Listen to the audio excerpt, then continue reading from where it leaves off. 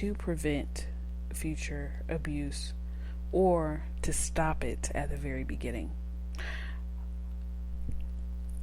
So again, you guys, these self-affirmations, these encouragements, do it every day. I listen to motivational speaking.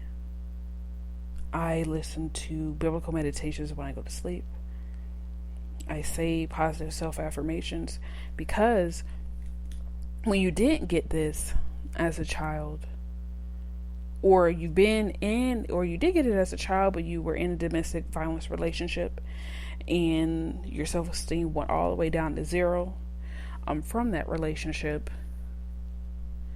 this is rebuilding and giving and recharging your energy pack. You're on low right now, but putting these things in place, reading the Bible, having the meditations when you sleep, seeping into your spirit as nothing but positive energy and love, saying things positive about yourself.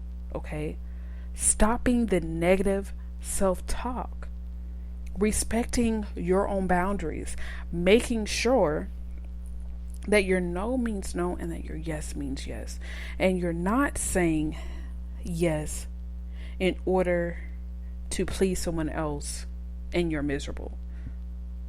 Okay, because that's another sign of low self-esteem. You're like, oh, if I don't do this for this person, they might be mad at me, or they may not want to have a relationship with me anymore if I don't do it, even though I do care for them, but I just don't want to do it. But I'm just going to say yes. Guess what? And the person gets angry with you because you didn't do what they wanted you to do. Guess what?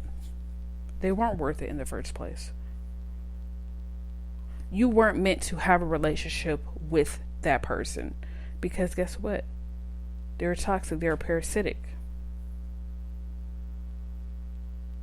We have to watch out for that, especially during healing, because we can get looped back in. We can leave one abuser, but enter into another toxic relationship because we still have those codependent tendencies still within us to want to please someone because we fear of being alone and unwanted and unneeded, and then that increases the feeling of we are not enough, which is so important.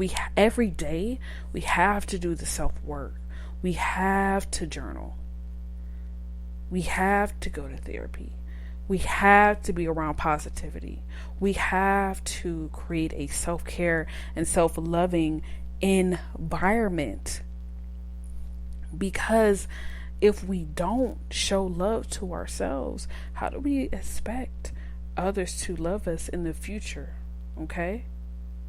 We have to love ourselves because, again, predators know when you don't love yourself. They see the actions or your body language or your own language of self-doubt, and they're like, okay, you know what? That's the one. That's the one. Just like a crooked car salesman sees somebody on the lot and they're ready to pounce on them. We have to do the self-work, you guys. And not only doing the self-work, we have to encourage those around us, especially our babies. Just like the hairdresser, she was paid to just do the baby's hair, but you know what? She gave her much more than that. She gave her encouragement and confidence, letting her know that she is beautiful, to let her know to repeat the self-affirmations. I am black and beautiful. This is needed in our communities. Teachers, janitors, anyone, preachers, pastors, coaches, a random person on the street. We need to encourage our babies. We need to actually encourage each other. Women need to encourage each other.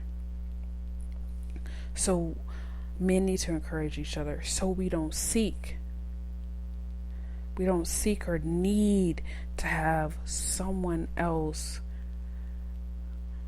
to the point of our self-destruction to give us a compliment in order to start the process of abuse. So that a compliment doesn't mean that much to us when we encourage ourselves.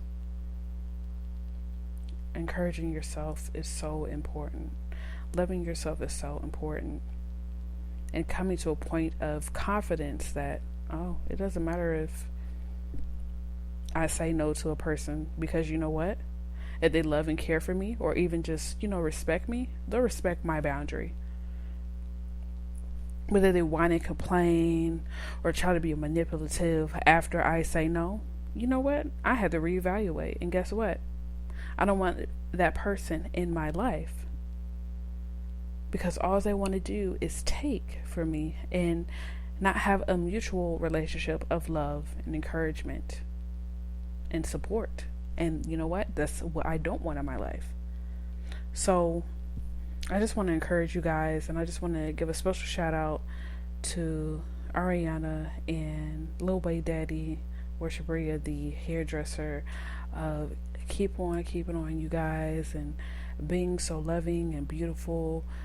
And let's continue this in the community of love, peace, and kindness, and compassion, and encouragement, so that we can prevent future abuse. Well, love you guys. Thanks for joining us this week on Abuse Exposed. Make sure to subscribe to our show in Apple Podcasts and other social media platforms at Abuse Exposed so you never miss a show. While you're at it, if you found value in this show, we'd appreciate a rating on Apple Podcasts. Or if you'd simply tell a friend about the show, that would help us out too. Thanks for being a part of the community.